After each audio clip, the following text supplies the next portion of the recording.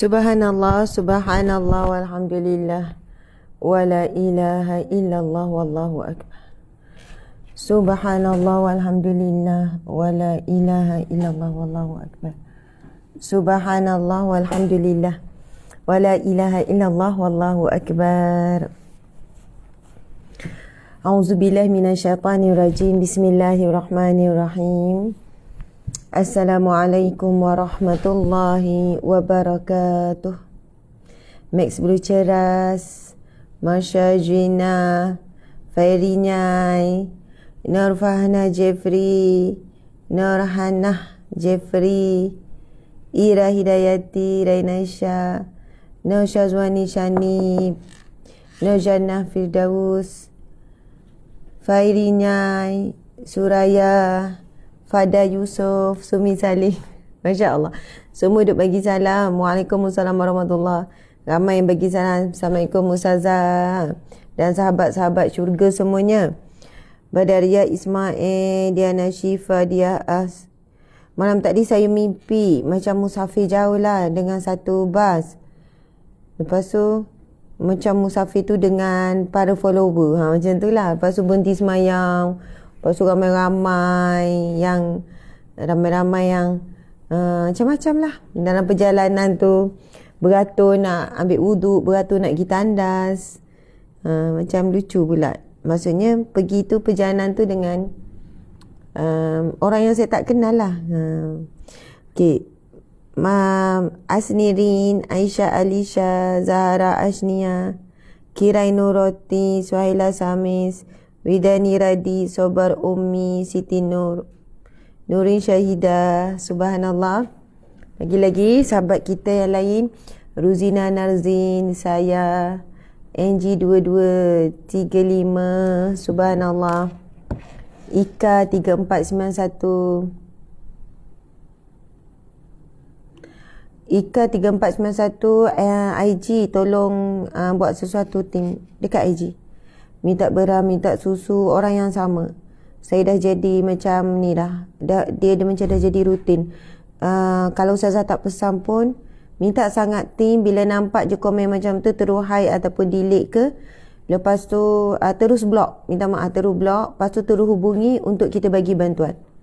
Hubungi, sahkan. Jika betul-betul bukan scammer, kita bagi bantuan. Okey, subhanallah. Semua audio video okey ya. Masya Allah. Laila Mahadi. Ya, ada yang kata Ustazah boleh join sekejap je sebab saat lagi kena masuk kerja. Saya faham. Ada yang kerja. Okey, subhanallah.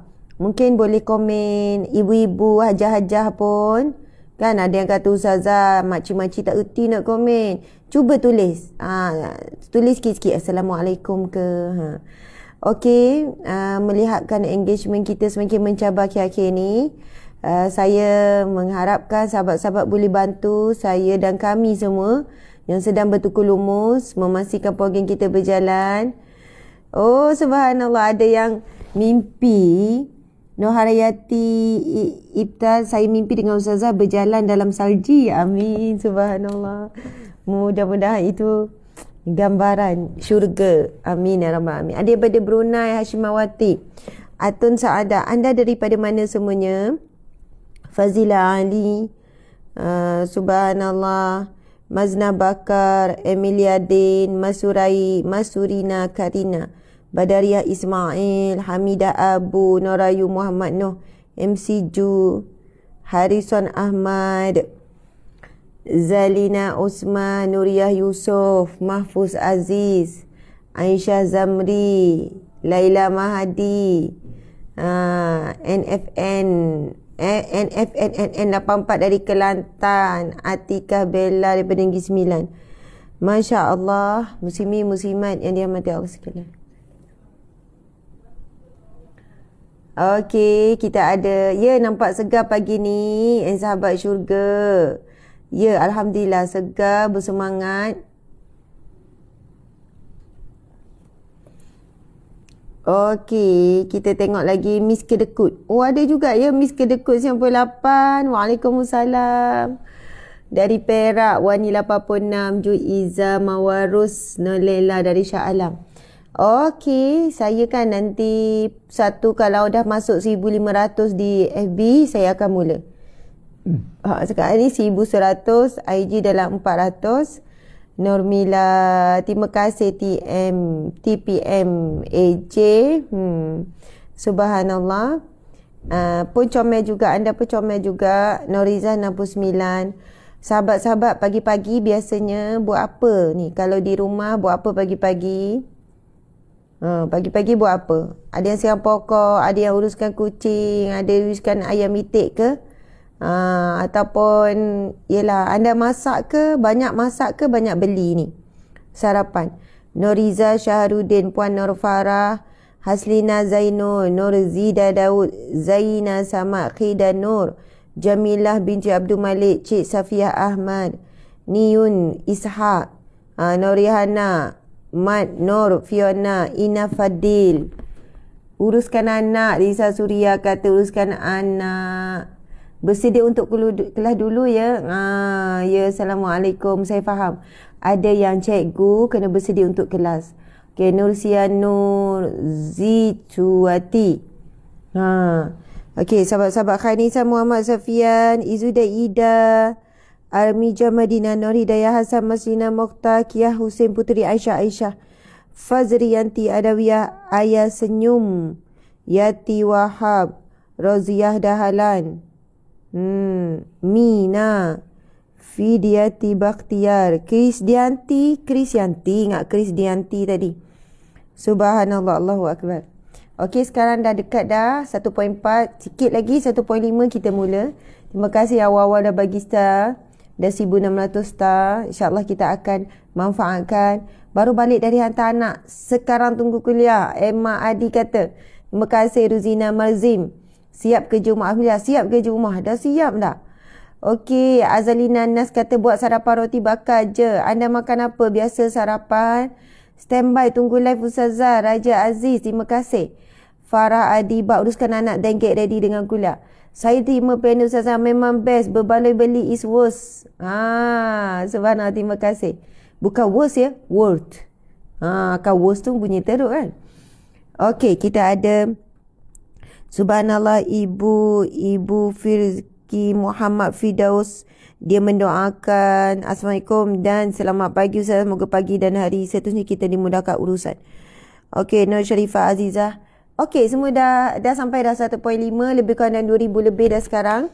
Sahabat-sahabat dimati Allah sekalian, apa pun yang berlaku semalam, sedih apa pun peristiwa semalam, ada orang yang berusaha belum berhasil pun semalam, ataupun sama ni Ustazah, saya cuba itu, saya cuba ini, saya cuba itu, saya cuba ini, asyik tak jadi je. Tuan-puan sekalian, ada orang walaupun dia minat, walaupun dia suka, tapi sebab dia dah cuba beberapa kali tidak berhasil, mungkin itu adalah petanda ataupun petunjuk Allah nak kita ubah kepada perkara yang lain. Sebab hidup kita bukan hanya perkara tentang apa yang kita suka, tetapi apa yang Allah suka. Subhanallah, Allahu Akbar. Ada yang kata saya nak bisnes juga, saya nak bisnes juga. Dan bisnes pula ada bisnes yang dia suka gini. Subhanallah, tuan-puan sekalian. Kadang-kadang bisnes kita berjaya tu bukan sebab kita cepat, bukan kita berani mencuba, tapi berjaya sebab kita banyak belajar dan berguru. Subhanallah. Pada peringkat awal berguru dulu, jadi kuli dulu, kena maki, kena marah, kena itu, kena ini kan contohnya. Berguru dengan niat, kita kata nekat macam mana pun nak belajar. Belajar setahun, belajar 2 tahun, itu lebih menjimatkan masa daripada kita mencuba 10 tahun tapi tak berjaya. Subhanallah, muslimin muslimat dimati Allah sekalian. Dan belajar daripada orang berpengalaman itu lebih baik. Bagi saya lebih baik daripada membina pengalaman sendiri. Ada orang tanpa ilmu dia redah je masuk. Sebab dia kata dia sedang melalui proses pengalaman. Jadi akhirnya dalam proses tersebut dia banyak kemurungan, dia banyak kesedihan, kan? Kita bimbang, kita tak boleh nak mengawal kesan daripada kesedihan tersebut. Jadi subhanallah, saya nasihatkan ni ramai orang muda hari ni lah. Sebab tengok orang muda, influencer tu berjaya. Tengok artis tu berjaya. Muda-muda lagi. Tengok orang muda boleh buat YouTubers. YouTubers boleh buat duit ratus-ratus ribu, puluh ribu dan sebagainya. Masya Allah. Tuan-puan dan mati Allah sekalian, perjalanan hidup tak sama. Dan berjaya dari segi zahir belum tentu berjaya dari segi batin ni, muslimin-muslimat. Masya Allah, saya cuma nak bagi ayat-ayat motivasi. Bagaimana pun sedih hari semalam, bagaimana pun usaha kita yang sebelum ini belum berhasil, hari ini adalah peluang yang terbaru untuk kita. Peluang terbaru untuk kita. Subhanallah, Ustaz boleh tak tolong cari kata-kata ke hadis Nabi yang berkenaan dengan hiduplah kamu seumpama seperti kamu hidup selama-lamanya dan bersedialah untuk mati seolahnya engkau akan mati pada esok hari. Masya Allah. Saya confuse, ia adalah hadis Nabi ataupun ia adalah kata-kata para sahabat ataupun hukama. Muslimin muslimat di mata Allah sekalian. Malam tadi saya hadir kuliah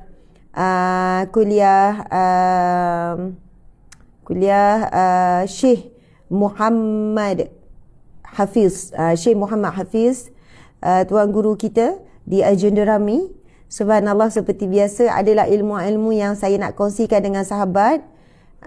Masya Allah, sekejap ya, saya ambil buku catatan saya malam tadi.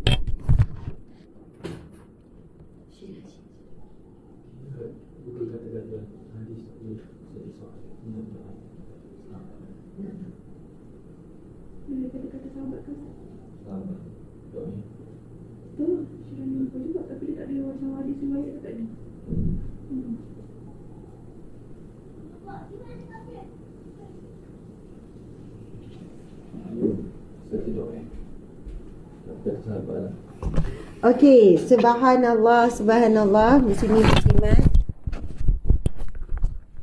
Okey. Masya Allah, subhanallah. Ini adalah kebanyakan yang mengatakan ini adalah kata-kata hukama, walau bagaimanapun ada pendapat mengatakan ia hadis dhaif. Subhanallah, Allahu akbar. Okey, kata-katanya berbunyi, anda boleh tuliskan sahabat-sahabat. Ini kita belum mula lagi, ini mukadimah. Masya Allah. Subhanallah. Okey.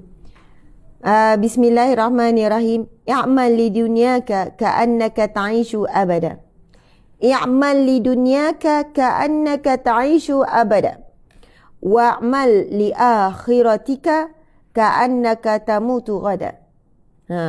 Wa'mal li akhirataka ka'annaka tamutu ghada.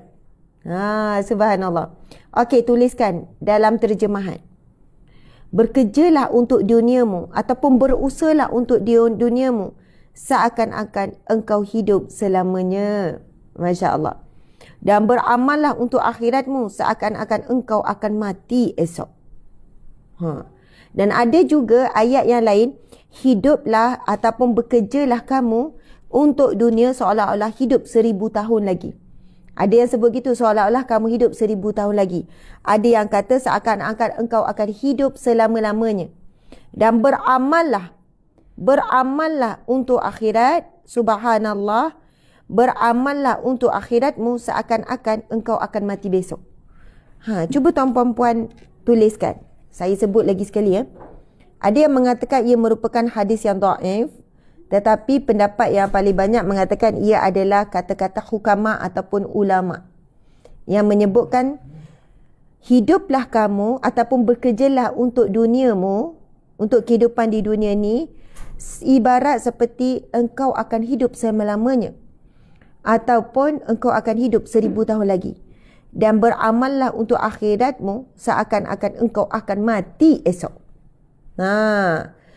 Saya, muslimin muslimat yang dirahmati Allah sekalian, dulu saya faham berbeza. Malam tadi saya diberi kefahaman yang berbeza oleh tuan guru Muhammad Hafiz kita. Tuan guru Ustaz Muhammad Hafiz kita. Penerangan yang berbeza. Masya Allah, Allahu Akbar. Ustaz. Okey. Allahu Akbar. Muslimin muslimat dimati Allah sekalian. Tak, dia macam ni. Ustaz boleh dekat sikit tak? Okey. Encik suami kan, minta bantuan encik suami sebab dia pause. Okey, sahabat-sahabat yang Allah sekalian, saya tulis lah ya, saya tulis. Okey, tapi sebelum tu, sebab saya ambil keterangan maksud yang sangat indah yang saya diberi faham oleh Syekh malam tadi. Subhanallah, Allahu Akbar, sangatlah indah. Dan saya rasa tak sabar nak berkongsi apakah definisi yang lain selain pada yang kita faham sama ni. Kita kena bekerja, cari rezeki bersungguh-sungguh, kena beria-ria, kena buat zabi baik untuk dunia. Dan bila nak beramal, kita bayangkan seperti mati esok hari. Sama ni saya faham begitulah. Kata hukamat tu masyhur. Kan, mengatakan bekerjalah untuk dunia mengumpama engkau akan hidup 1000 tahun lagi. Engkau akan hidup selama-lamanya. Dan beramallah untuk akhiratmu seumpama kamu akan mati esok hari. Jadi biasanya akan ditafsirkan, akan diberikan kefahaman, kan, kebanyakan termasuk saya sebelum ni saya kata ini menggambar kita perlu bekerja bersungguh-sungguh cari rezeki, macam kita nak hidup lama lagi, jadi kena kerjalah sungguh-sungguh. Tetapi malam tadi Syekh mengajarkan satu penerangan yang sangat orang kata mind blowing. Macam itulah. Subhanallah, saya kata ya Allah indahnya. Maksud ini jauh lebih dekat dengan maksud yang disampaikan oleh hukama. Masya Allah. Alhamdulillah.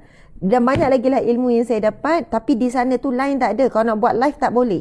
Memang line tu memang tak ada. Tak apa, itu cerita lain. Sekarang sebelum saya pergi ke whiteboard untuk berkongsi hadis yang bakal kita bicarakan dan ayat yang saya sebutkan tadi tu, apakah maksudnya? Sama-sama kita mulakan dengan bacaan seperti biasa Al-Fatihah, kemudian Al-Kafi, 10 ayat awal sampai akhir dan Asmaul Husna. Muslimin muslimat dimati Allah sekalian, kerja sebenar adalah menyebarkan agama Allah. Ada yang kata begitu. Kerja dunia akhirat insya-Allah. Mudahan. Subhanallah. Dia betul kita sebut ini. Kita mengejar akhirat dan kita nak dunia mengikuti kita. Bukan kita kejar dunia. Kita kejar akhirat. Dan kita nak dunia mengikuti kita. Masya Allah. Nak macam mana kita nak buat? Sebab apa? Ini merupakan hadis Nabi SAW.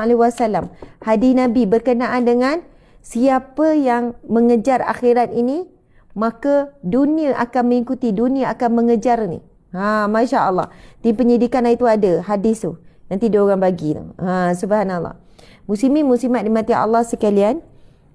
InsyaAllah sepanjang kita ni anda cuba bantu kami supaya perkongsian kita semakin naik, semakin ramai yang boleh hadir dengan menekan butang share, kemudian mungkin teruskan komen, teruskan bagi emoji terima kasih yang bagi star dan 4000 star. Subhanallah, Allahu Akbar. Mudah-mudahan Allah Subhanahu Wa Taala akan memberikan pahala kepada kita semua dengan bahagian masing-masing. Pahala yang hadir dengan pahalanya, pahala yang hadir dan berkongsi sudah tentu pahalanya lebih lagi. Pahala yang hadir berkongsi lepas tu tuliskan nota pula. Ada pahala yang hadir lepas tu berkongsi menuliskan nota bagi star pula. Ataupun pilihlah salah satu. Tetapi bila kita ada peluang untuk buat kebaikan, janganlah lepaskan. Bayangkan kita akan mati besok hari. Hari ni hari last dah kita nak hidup di dunia. Last dah nak kumpul pahala. Bayangkan apa yang kita buat hari ni. Saya pasti bila kita bayangkan kita akan mati besok, hari ini kita akan manfaatkan sungguh-sungguh. Setiap detik tu mesti amal ibadah ataupun amal soleh. Ustazah, apa beza amal ibadah amal soleh? Saya dari sudut saya sendirilah, secara mudahnya, amal ibadah saya sebutkan ia adalah ibadah-ibadah khusus. Solat, puasa, zikir, baca Quran, sedekah. Itu ibadah-ibadah khusus kan. Yang ada kaedah, ada cara dia. Yang mana bila kita buat tu, kita sedar ibadah.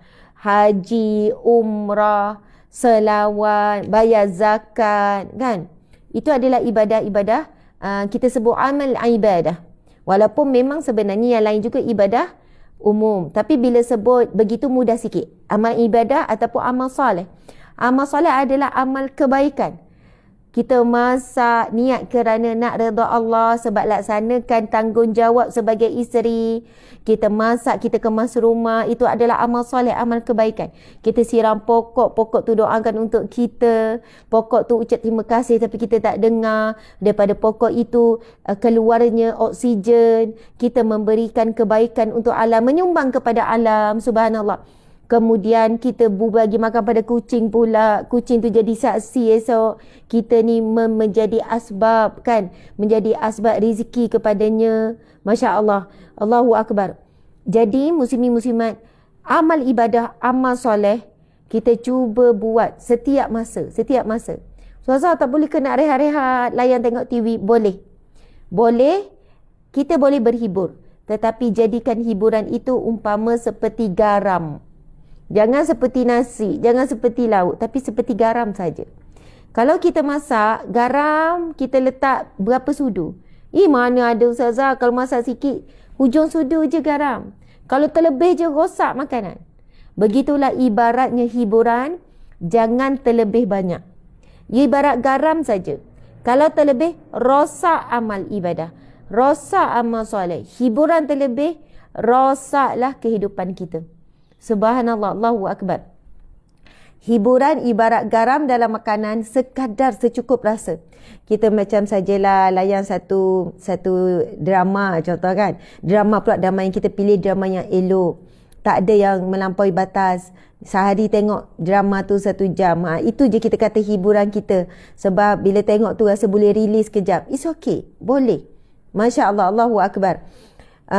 Lepas tu ada orang jadikan hiburan dia nyanyi. Ustazah, saya memang suka nyanyi daripada muda dulu. Tapi saya nyanyi lagu-lagu lama. Kadang saya layan juga lagu-lagu cinta. Saya kata jika lagu itu tidak membuatkan kamu lalai daripada solat, tak lalai daripada zikrullah, tak lalai daripada ni, silakan. Masya Allah. Ada orang pilih hiburan dia adalah selawat, qasidah, pasal nasyid, terpulang. Tapi jangan berlebihan. Hiburan mengeraskan hati. Hiburan mengeraskan hati. Tapi kalau jadi seperti garam, dia menyeimbangkan kehidupan kita. Macam itulah. Okey, sahabat-sahabat dimati Allah sekalian. Hidup kita ni kena seimbang. Dan saya suka sangat kalau ada orang yang stres-stres, saya kata, pergi riadah tak? Kan? Hidup saya menyedihkan Ustazah. Hidup saya... bukan saya peli ya. Yelah ujian berat dengan suami ke, dengan apa, dengan kerja. Saya kata macam ni lah. Saya dah zikir, saya dah selawat, saya dah apa. Okey, petang-petang, pukul 6 ke, pukul 5.30, pukul 6 tu, pakai baju elok-elok, longgar-longgar, pakai seluar pelonggar, pakai tudung elok, pergi jogging. Pergilah jogging. Taman saya kecil je Ustazah. Tak apa, pergi je jogging. Saya malu lah orang tengok saya jogging, tak pernah jogging Ustazah. Kan macam tak sesuai je taman saya. Bawa kereta ke, ada motor ke, pergilah taman yang sesuai ramai orang jogging tu. Ni, pakai mask, orang tak camnya. Takut orang cam, pakai mask kat sini, pakai tudung kat sini. Nampak mata je. Orang tak cam. Subhanallah. Tuan-puan sekalian, dengan riadah, dengan kita berjalan di atas muka bumi Allah, dengan kita menghirup udara-udara Allah. Lepas tu kita nampak pula nikmat. Ia sebenarnya memberikan refreshing yang sangat berharga. Subhanallah. Saya sendiri kadang-kadang tu kan, dah hilang arah, dah rasa tak saat diuji dengan berat. Saya ajak suami, jom pergi jalan. Ingat suami ingat nak pergi holiday ke apa. Tak, saya minta nak pergi jalan kaki. Jalan. Rupanya bila kita berjalan tu, toksik badan kita ni keluar dengan peluh kita. Kan toksik ni keluar dengan banyak cara lah. Melalui pembuangan najis, kan, melalui peluh. Okey lah. Toksik keluar. Lepas tu kan, banyak hormon yang sedang berjalan dengan baik. Lepas tu mata kita ni kan, sebab itu kalau kita sedang stres dan sedih, janganlah duduk dalam bilik, bawa bantal, duduk celah almari, duduk bawah ni ke, duduk ni kan. Keluar, ambil udara luar. Muslimin muslimat. Subhanallah. Lepas seminggu dia buat, hari-hari dia keluar, dia kata, Ustazah, sebenarnya masalah saya tu tak bersamana. Tak bersamana pun Ustazah. Oh, kenapa? Hari tu kan, masa saya jalan hari tu, ada petang tu saya jalan, saya tengok ada budak tu kena marah dengan mak dia. Teruk sangat kena marah dengan mak dia. Saya rasa, ya Allah, kesiannya kehidupan budak tu daripada kecil macam tu. Depan-depan orang, kat rumah tak tahulah macam mana. Budak tu nampak. Saya kata, nampak tak Allah tunjuk. Kehidupan saya sekarang ni, masa kecil elok Ustazah, tengah muda sekarang je macam ni. Saya kata, itulah kan, walaupun benda kecil saja Allah tunjuk. Allahu Akbar. Ada tu, Ustazah, alhamdulillah, petang tu kan saya jalan, saya tengok ada kucing kurus sangat. Saya nampak dia kucing jalanan. Lepas tu saya bawa balik. Saya jaga dia apa semua. Siap bawa pergi ni. Saya rasa hidup saya bermakna sangat. Masya Allah. Bermakna. Ya. Subhanallah, rupanya hidup kita ni boleh buat banyak perkara. yang membuatkan kita lupa dengan kesedihan kita. Betul? Sebenarnya bila kita buat baik pada binatang contohnya kan, kita tak tahu mana sumber. Sebab buat baik kepada makhluk ni, memberi manfaat kepada makhluk ini adalah orang yang dicintai Allah. Subhanallah. Bila Nabi SAW ditanya, ini hadis Nabi, siapakah orang yang paling dicintai oleh Allah? Nabi menjawab, orang yang paling banyak memberi manfaat kepada manusia lain ataupun banyak memberi manfaat, Nabi kata. Manfaat kepada manusia, manfaat kepada tumbuhan, manfaat kepada binatang. Itu adalah antara orang yang Allah cintai. Dan apabila Allah telah mencintai seseorang, Allah tak akan biarkan orang itu hidupnya bersedihan. Allah boleh beri rasa bahagia tu daripada perkara-perkara kecil je muslimin-muslimat. Perkara-perkara tak payah perkara besar kalau Allah nak beri hati kita bahagia. Sekecil-kecil perkara, tiba-tiba tengah jalan, jogging tu kan, ada orang senyum. Muslimin-muslimat, riyadhah memang penting. Ramai orang utamakan hiburan. Balik, oh rehat jap bang, layan TV. Subhanallah. Tapi kalaulah dia keluar 1 jam ataupun setengah jam, pergilah pusing taman ke apa, walaupun penat balik kerja kan, pergi pusing 10 minit jadilah. Sekadar pusing je, pusing ni. Kita boleh rasa macam sampai rumah tu semangat. Okey, Umi nak masak gini. Yang bebankan fikiran kita tu seolah jatuh berguguran ketika kita sedang menerusi jalan sambil zikir. Itu yang seronok tu. Bila pergi jogging, bila kita pergi berjalan, kita bawa tasbih tu kan. Boleh tasbih kecil tu sebab tak nak nampak. Kalau tasbih besar kan malu. Tasbih bulat tu kan, subhanallah, subhanallah, takut orang perasan. Kita pun pakai mask. Tapi masa jogging tu kalau saya buka lah sebab lemas kan.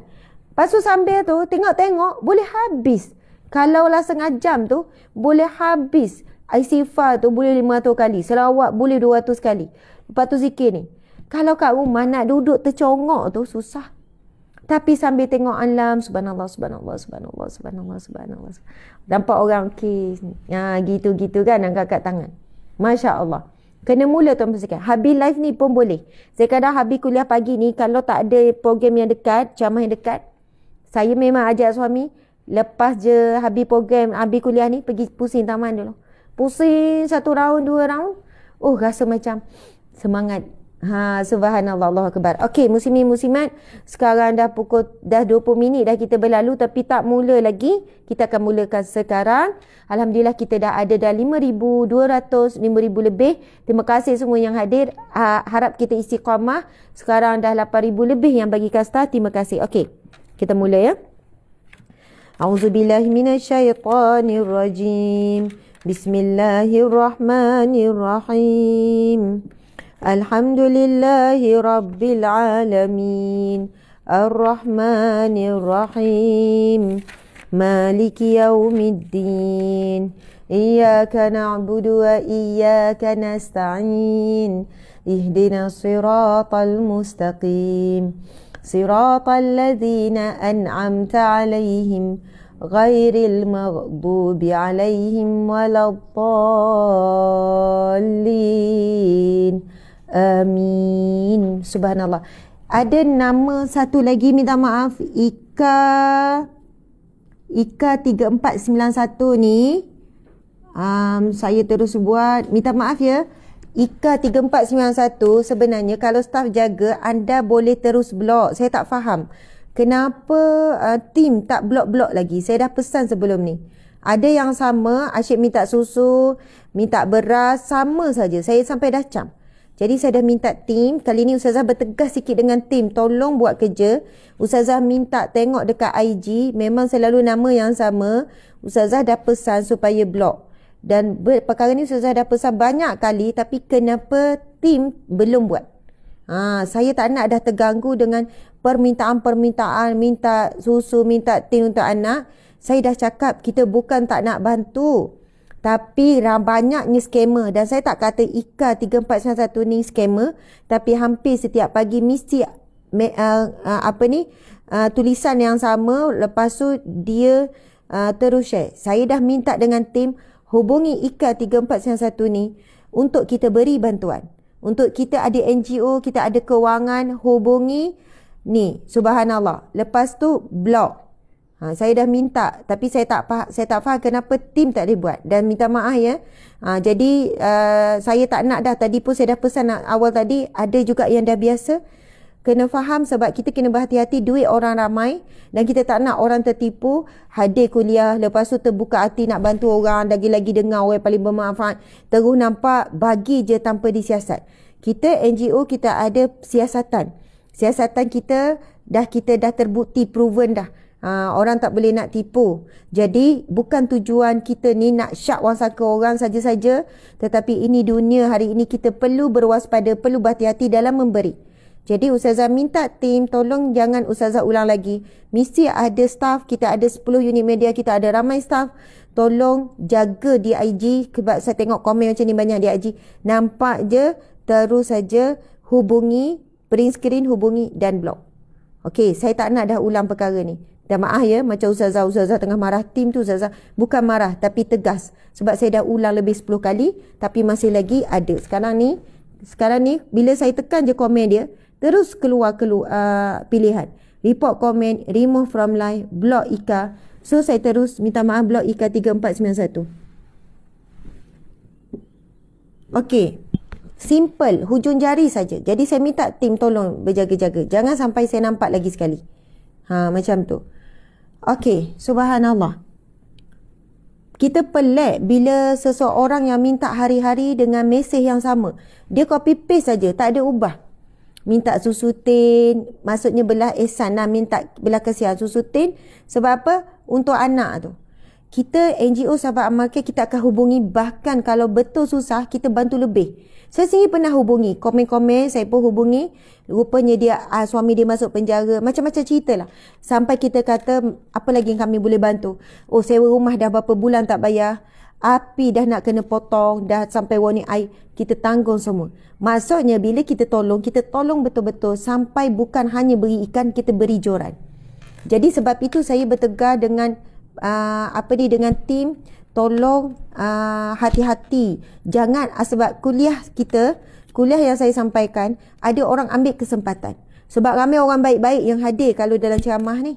Dalam kuliah ni ramai orang baik-baik. Orang baik-baik yang mudah kesian, makcik-makcik kan, tanpa usul PSA, DM ataupun PM je, bagilah akaun nanti makcik bagi. Bayangkan kalau satu hari seorang bagi 50, seorang bagi 10, satu hari dia dah dapat ribu-ribu. Sebab kehadiran kita adalah menjangkau 5,000, 6,000. Jadi tolong jangan sebab kita ni ada orang yang terpedaya. Jadi subhanallah, Allahu Akbar. Tu dia Ustazah kan. Ini depan live ni kontrol. Kalau tak depan live lagi ya, kadang-kadang tu kalau kesilapan ataupun pesanan yang terlalu banyak kali saya ulang, memang ketegasan tu, tempo dia tu naik sikit. Allahu Akbar. Ustaz tolong ingatkan juga. Saya rasa tim memang tengok sebab mereka diwajibkan untuk tengok ni ya. Subhanallah. Okey, sekarang ni nak baca Quran ya. Tenang-tenang kita baca Quran. Masya Allah.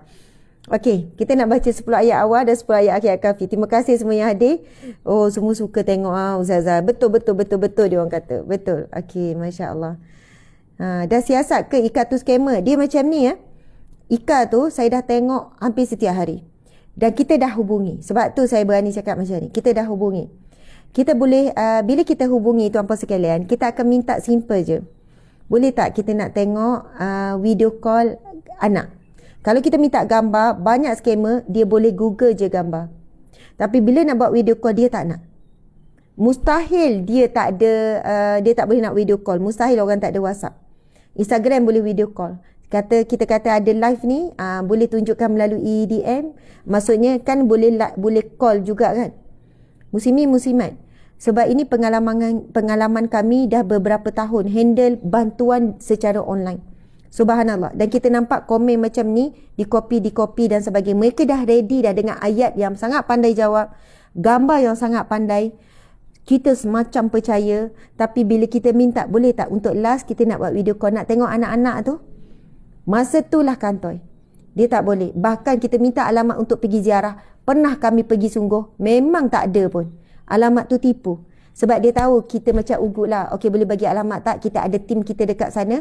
Dia terus bagi alamat.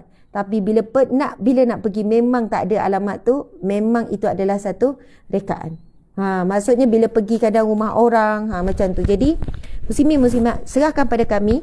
Saya sebelum blog, tim dah print screen. Kita akan hubungi. So jangan bimbang. Jangan bimbang. Kalau betul dia orang susah, kita akan bantu. Bukan sekadar bagi RM50, bukan bagi. Bahkan ada bantuan kita bagi RM1,000 pada sebuah keluarga. Kita bantu untuk semua supaya keluar daripada kemiskinan. InsyaAllah tim kita akan buat kerja. Kita ada paling kurang tim kita yang kita bayar gaji khas untuk buat kerja-kerja begini 20 orang. Untuk proses bantuan, untuk hantar bantuan, untuk buat siasatan, untuk pergi ziarah, bukan sekadar Negeri Sembilan, juga sampai Sabah Sarawak pun. Tim kita ada wakil aktivis kita di sana hingga mereka pergi ziarah ke rumah pihak-pihak yang mohon bantuan. Okay, terima kasih. Minta maaf saya tak boleh panjangkan lagi perkara ni. Takut ada yang kata, Ustazah, aku orang susah betul. Ya, sebab itu kita buat siasatan. Masya Allah. Okay. A'udzubillahi minasyaitanirrajim. Bismillahirrahmanirrahim. Alhamdulillahilladzi anzala ala 'abdihi al-kitaba wa lam yaj'al lahu 'iwaja qayyiman liyunzira ba'san shadidan min ladunhu wa yubashshiral mu'minin الذين يعملون الصالحات أن لهم أجرا حسنا ماكثين فيه أبدا وينذر الذين قالوا اتخذ الله ولدا ما لهم به من علم ولا لآبائهم كبرت كلمة تخرج من أفواههم إن يقولون إلا كذبا فلعلك باخع نفسك على آثارهم إن لم يؤمنوا بهذا الحديث أسفا إنا جعلنا ما على الأرض زينة لها لنبلوهم أيهم أحسن عملا وإنا لجاعلون ما عليها صعيدا جرزا أم حسبت أن أصحاب الكهف والرقيم كانوا من آياتنا عجبا إذ أوى الفتية إلى الكهف فقالوا ربنا آتنا من لدنك رحمة وهيئ لنا من أمرنا رشدا أعوذ بالله من الشيطان الرجيم وعرضنا جهنم يومئذ للكافرين عرضا الذين كانت أعينهم في غطاء عن ذكري وكانوا لا يستطيعون سمعا أفحسب الذين كفروا أن يتخذوا عبادي من دوني أولياء إنا أعتدنا جهنم للكافرين نزلا قل هل ننبئكم بالأخسرين أعمالا الذين ضل سعيهم في الحياة الدنيا وهم يحسبون أنهم يحسنون صنعا أولئك الذين كفروا بآيات ربهم ولقائه فحبطت أعمالهم فلا نقيم لهم يوم القيامة وزنا ذلك جزاؤهم جهنم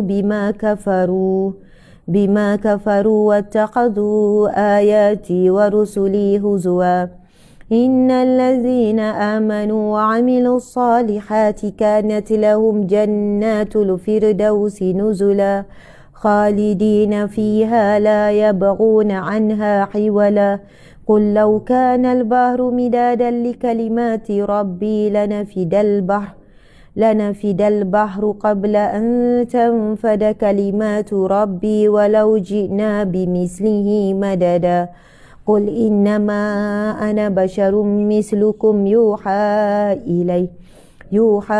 إلي أنما إلهكم إله واحد فمن كان يرجو لقاء ربه فليعمل عملا صالحا ولا يشرك بعبادة ربه أحدا صدق الله العظيم نسألك يا من هو الله الذي لا إله إلا هو الرحمن الرحيم الملك القدوس السلام المؤمن المهيمن العزيز الجبار المتكبر الخالق البارئ المصور الغفار القهار الوهاب الرزاق الفتاه العليم القابض الباسط الخافض الرافع المعز المذل السميع البصير الحكم العدل اللطيف الخبير الحليم العظيم الغفور الشكور العلي الكبير الحفيظ المقيت الحسيب الجليل الكريم الرقيب المجيب الواسع الحكيم الودود المجيد الباعث الشهيد الحق الوكيل القوي المتين الولي الحميد المحصي المبدع المعيد المحيي المميت الحي القيوم الواجد الماجد الواحد الأحد الصمد القادر المقتدر المقدم الأخير الأول الآخر الظاهر الباطن الوالي المتعالي البار التواب قيم العفو رؤوف كل ملك ذو الجلال والإكرام المقسط جامع الغني المغني المانع الضار النافع النور الهادي البديع الباقي الوارث الرشيد الصبور الذي ليس كمثله شيء وهو السميع البصير اللهم صل أفضل الصلاة على أسعد المخلوقات كسيدنا محمد وعلى آله وصحبه وسلم عدد معلوماتك ومداد كلماتك كلما ذكرك ذاكرون وغفل عن ذكره الغافلون. Alhamdulillah, muslimin muslimat dimati Allah sekalian, Masya Allah. Saya nak sambung lagi sikit, Masya Allah. Saya nak sambung sikit tadi tu. Alhamdulillah kita dah baca Asma'ul Husna 10 ayat awal dan 10 ayat akhir Al-Kahfi. Muslimin muslimat, dalam peristiwa Isra' dan Mi'raj, ketika Rasulullah diperlihatkan gambaran penghuni syurga dan gambaran penghuni neraka. Subhanallah, ini adalah hadis yang masyhur. Subhanallah, ini hadis yang selalu kita dengar. Dan ia bukanlah hadis yang dhaif, muslimin muslimat.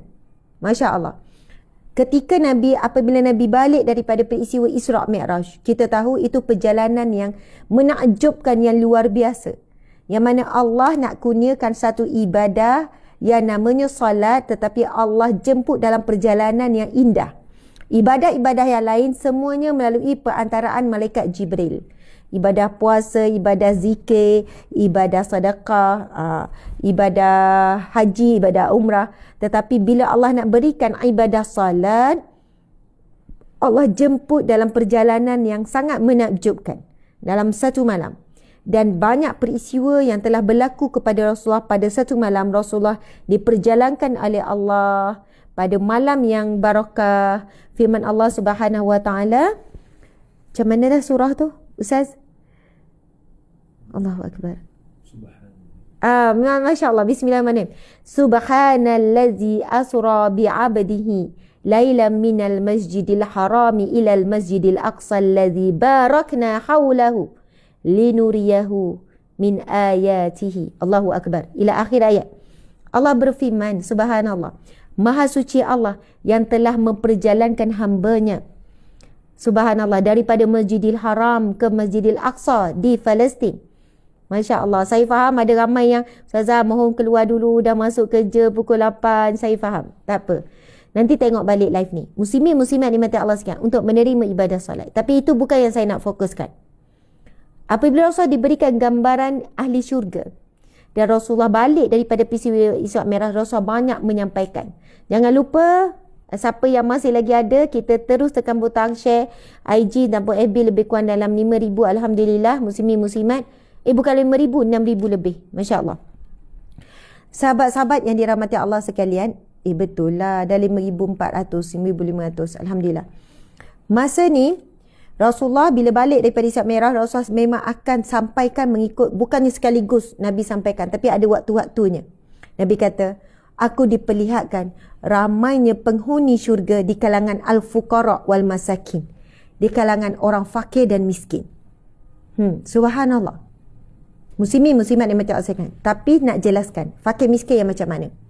Sehingga kan dalam satu hadis, dan ini adalah hadis Nabi yang bukan hadis yang maudhu', hadis rekaan ke, yang mana Nabi berdoa. Nabi pernah berdoa, Bismillahirrahmanirrahim, Allahumma ahyini miskinan, ya Allah hidupkanlah aku dengan miskin. Wa amitni miskinan, matikanlah aku dengan kemiskinan. Wahsyurna ma'al miskinan, dan bangkitlah aku bersama dengan orang-orang yang miskin. Masya Allah. Muslimin muslimat, sahabat Nabi ada ramai yang miskin yang betul-betul. Hari ni kita jumpa orang yang miskin tapi bukan betul-betul miskin, tapi buat-buat miskin. Saya nak jelaskan, kami bila buat kerja NGO bantuan asnaf fakir miskin semua ni, kami jumpa ramai orang buat miskin dan memilih hidup untuk miskin. Bukan ditakdirkan Allah miskin, bukan diuji Allah miskin, tetapi dia memilih untuk hidup dilihat miskin dan memang nak hidup miskin. Nanti benda ni memang kita kena faham, dan daripada situlah kita belajar kenapa Nabi sebut kan miskin itu sangat dekat dengan kufur. Ini golongan yang miskin begini, bukan golongan miskin yang jadi ahli syurga. Mesti ada berbeza tuan-puan sekalian. Ada orang miskin, dia dekat dengan kufur. Kufur dengan nikmat Allah. Nikmat Allah bagi tubuh badan, sepatutnya dia bekerja. Dia jadi kufur dengan nikmat Allah bagi kesihatan. Dia kufur dengan nikmat Allah bagi dia tenaga yang muda, dia tak pergi cari rizki. Dia kufur dengan nikmat Allah sebenarnya dia ada, tetapi dia berlaku macam tak ada. Muslimin muslimat, yang kami pelik, bila kami pergi bantuan, kita cuba, kita nampak ada anak dia yang masih kuat, suami masih kuat dan sebagainya. Kita nak bagi kerja, tapi tak nak kerja. Miskin yang pemalas bukan tergolong di kalangan yang dijamin, yang Nabi kata ramainya di kalangan ahli syurga tu di kalangan orang fakir dan miskin.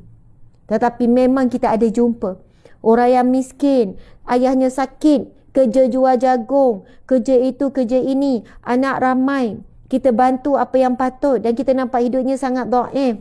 Kita pun bagi bantuan berterusan. Kita nampak dia kerja teruk cari rezeki pagi dan petang sampai malam. Dan itulah kadar rezeki yang tetap Allah tetapkan untuk dia. Dan dia orang yang baik, jaga salat, anak-anak pun baik. Dia sentiasa berusaha dan dia sangat redha dengan ujian kemiskinan yang Allah bagi. Sangat redha. Ada yang selalu kita terima, kan dia jual jagung, tangan dia tu memang sakit, gout yang sangat teruk. Sampaikan penuh ni, tangan ni jadi besar, kaki jadi besar, tak boleh nak jalan jauh. Kan, subhanallah, kita bagi bantuan motor ke apa? Persekolahan anak, kita bagi bantuan lebih. Muslimin muslimat. Okey. Bila Nabi berdoa, ya Allah hidupkan aku sebagai orang miskin. Antara yang saya pernah baca ya, penerangan alim ulama. Ramai di kalangan sahabat Nabi miskin fuqara ni sampai peringkat tak ada baju nak pakai berkongsi dengan isteri bila nak solat. Tak ada makanan langsung, miskin betul-betul. Dan mereka merasakan bahawasanya mereka ni rasa malu nak bergaul dengan orang ramai. Mereka ni rasa mereka ni hina. Tapi bila mereka dengar Rasul doa, Allahumma ahyini miskinan, ya Allah hidupkanlah aku sebagai orang miskin. Matikanlah aku bersama orang miskin. Dan bangkitlah aku di mahsyar kelak bersama dengan orang-orang miskin. Orang-orang miskin yang dengar doa Nabi tu terus bahagia. Subhanallah, Nabi nak jadi macam kita. Nabi nak hidup macam kita. Nabi nak dibangkitkan di mahsyar kelak bersama-sama dengan kita. Subhanallah, Allahu Akbar. Sahabat-sahabat, orang-orang miskin di zaman Rasulullah juga ada perasaan.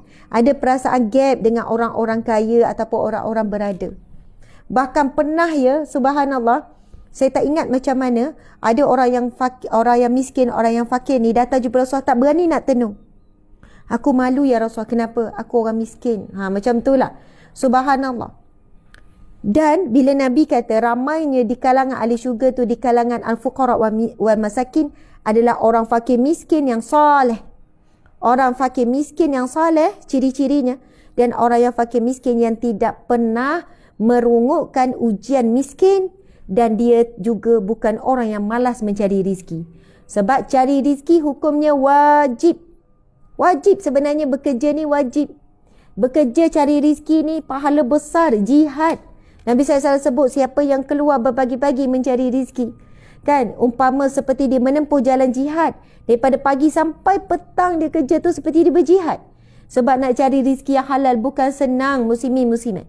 Sampai Nabi pernah sebut kepada satu tangan ada orang tua sedang bekerja keras. Ada seorang lelaki bekerja keras bawah terik matahari. Nabi tanya, kamu buat apa ni? Tengah pecah-pecahkan batu bata ni kan. Mencari rizki yang halal buat ahli keluarga. Mencari nafkah untuk keluargaku ya Rasulullah.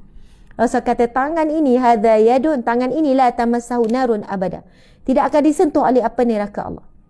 Muslimin muslimat. Ada yang kita pergi nak buat bantuan kan. Menolak, bukan menolak ni untuk kita bagi tahu orang kerja. Lepas tu kan kita nak ubah, nak bersihkan rumah, tak nak. Alhamdulillah tim kami sampai peringkat muslimin muslimat pergi ziarah contoh ibu yang ditinggalkan. Makcik ni sakit, suami ada, suami nikah lain. Makcik ni sakit sampai mata dia tak nampak, buta, menggagal-gagal. Lepas tu lumpuh pula, stroke, tapi maksudnya separuh badan. Atas ni boleh gerak tapi bawah tu memang tak boleh. Mata mungkin kecil manis sampai tak nampak. Anak pun tak boleh jaga. Anak kerja jauh apa semua, tak ingatlah pasal anak dia.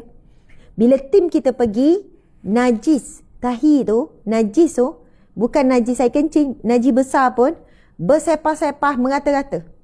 Sebab dikata dia tak nampak, susah sangat nak pergi tandas. Lepas tu dalam keadaan situasi macam ni selalu tak sempat. Najis tu sampai ada atas katil dia.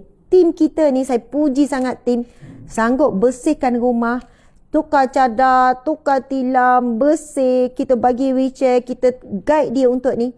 Suami nikah lain, abaikan dia. Tak ceraikan, abaikan. Tinggal macam je, tak jaga. Tim kita setiap hari hantar makanan. Hasil daripada infak tuan-puan sekalian. Setiap hari hantar makanan. Sebab kita masak untuk asnaf setiap hari. Untuk 200 makan, untuk 300. Yang dapat ambil datang dekat pusat kita, dapur asnaf kita, ada dapur kita dekat Senawan, direct dengan kita punya galeri tu. Hujung tu ada nampak sobara tu, itu dapur asnaf kita. Hari-hari masak ada asnaf datang ambil.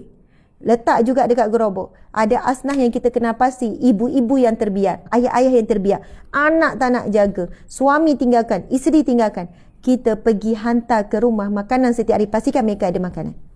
Itu yang sebahagian tim kita buat setiap hari, muslimin muslimat dimati Allah sekalian. Yang tu alhamdulillah, okey dia nak cuci bersih. Tapi bayangkan ada yang rumah teruk sangat ni, kita nak bersihkan. Tak nak. Tak apa. Biarlah macam ni, senang sikit orang bagi sumbangan. Nanti kalau kita kan ada rumah, ya Allah mu'alah tua, laki bini, kita make over rumah. Kita keluarkan. Ada yang namanya Uncle Mubin dengan aunty tu nama apa ya? Uncle Mubin dengan aunty Fatimah. Kita kena realize balik lah video tu. Dia orang memang mu'alaf bila masuk je Islam, anak-anak pasangan ni belum masuk Islam. Umur dah 60 lebih ke 70 lebih. 60 lebih, dua-dua ni. Comel je, selalu jalan pimpin tangan. Mu'alaf dua-dua masuk Islam, terus anak macam tak balik, tak nak. Anak tak boleh terima mak ayah dia masuk Islam. Masya Allah. Bila pergi rumah dia, penuh barang, penuh. Sebab mereka ni kutip sampah. Mereka ni kutip barang-barang yang dekat tong sampah sebab mereka kata tak boleh nak kerja. Dah tua, tak ada orang nak terima kerja. Memang dah tak larat pun. Akhirnya mereka pergi kutip. Ada saya buat video tu. Pergi kutip-kutip dekat tong sampah. Sampai dia bawa balik banyak sampah. Dia kata ni boleh jual, ni boleh jual. Kita kata ni tak boleh jual, tak ada orang nak beli. Kok ada orang nak beli. Dia orang sampai bilik tidur dah penuh dengan barang sampah. Lepas tu kawasan ruang tamu pun penuh. Dia boleh ngam-ngam untuk tidur, dapur penuh. Kita pun minta, kita bawa dia keluar, pergi satu tempat, kita kata izinkan kami nak bersihkan. Sebab kalau depan dia marah. Jangan buang. Padahal banyak sampah. Bukannya benda yang boleh dijual. Lepas tu kita bersih tim kita sampai bilik. Kita beli katil, beli tilam, dah cantik, elok. Dia terkejut tengok sofa pun dah elok. Sofa yang lama kan. Kita cuma tukar sarung. Dapur kita bersihkan. Mana air tersumbat sampai air dalam dapur tu, sampai air sentiasa bertakung. Tuan-puan dia mati Allah sekalian. Ini yang ni. Tetapi ada banyak yang kita nak bersihkan, kita nak bantu dia keluar pada miskin daripada hidup kotor, kesian anak-anak kecil. Tak nak. Kata nanti susah nak dapat bantuan. Bila orang tengok macam ni, orang kesian. Lepas tu kami tak bantu dah orang macam ni. Tuan-tuan dan mati Allah sekalian, bila Nabi sebut ramainya penghuni syurga di kalangan al-fuqara wal masakin, orang miskin yang soleh, orang yang miskin yang bukan pemalas, orang miskin yang berusaha untuk keluar pada miskin, tetapi dia tetap diuji oleh Allah untuk hidup miskin. Kami jumpa orang macam ni. Anak 8 orang, semua kerja dia buat. Kata, saya tak tahulah Ustazah, apalah ujian Allah pada kami ni. Ya, sekali-sekala kami berdua pun pergi. Kan, pergi sebab apa? Masya Allah, mula-mula kami jejak rumah orang miskin ni.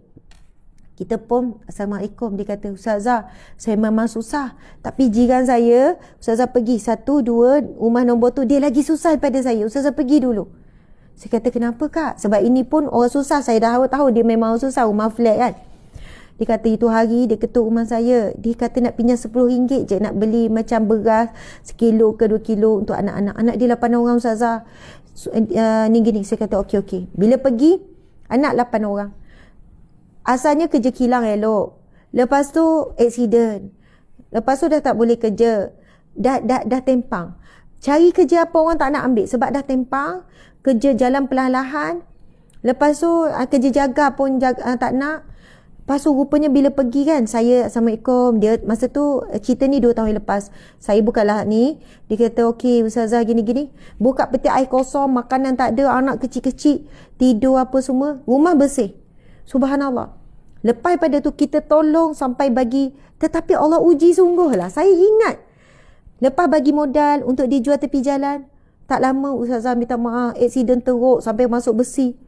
Lepas tu gini-gini. Maksudnya dia punya ujian tu bertimpa-timpa sangat. Lepas tu pernah satu hari dia kata, Ustazah tahu tak apa yang saya belajar? Walaupun saya tahu tim Ustazah, NGO, Ustazah sendiri datang nak bantu dan nampak kami macam tetap. Tetapi nikmatnya Ustazah, masa saya senang dulu gaji 4,000 lebih jadi supervisor dulu, kami tak menderma Ustazah, kami tak bersedekah. Kami tak macam ni. Tapi sebab Allah uji miskin, Allah uji jatuh, Allah uji saya sakit, Subhanallah kami hijrah. Dulu pelik Ustazah 4,000 lebih tapi tak sedekah, tak percaya orang susah. Tapi sekarang walaupun kami sikit sangat dapat, walaupun cukup-cukup makan, tapi kami dapat bersedekah. Gini. Nikmat itu lebih, rupanya saya lagi nikmat hidup susah berbanding hidup senang macam dulu. Sebab tu bila jumpa, senyum je. Okey Ustazah, Alhamdulillah. Masa sekali-sekala kami pergi, saya tengok ada anak-anak je. Mana mak ayah? Oh, mak ayah naik motor, bawa anaknya Kuala Pilah. Seremban Kuala Pilah jauh naik motor. Sebab apa? Untuk temuduga sana ada sekolah untuk asnaf asrama. Ya Allah, saya kata. Lepas tu, mak bawa anak kecil, ada baby. Ayah bawa motor. Lepas tu bawa anak tu nak pergi interview. Bukan dekat ya, jauh. Dalam 1 jam setengah kalau naik motor saya rasa. Untuk anak ni supaya masuk ada asrama untuk asnaf. Saya kata, ya Allah, kenapa ayah kamu tak cakap? Nak kata, ini orang miskin yang soleh, yang redha dengan ujian dan tidak pernah berhenti daripada berusaha keluar daripada kemiskinan. Lepas tu saya tanya anak-anak ni, kamu dah makan belum? Anak-anak pun bukan jenis meminta-minta. Dah. Makan apa? Ustazah tanya, makan apa? Ya Allah, belum makan. Masa tu dah tengah hari, dah petang. Makan apa yang ada. Selalu makan ni. Muslimat ni mati Allah sekalian. Jadi, kalau yang miskin tetapi tidak menggunakan tulang 4 kerat kalau masih sihat untuk berusaha. Masalah hari ini tu apa sekalian? Kerja kampung, kerja buruh, tak cukup bekerja.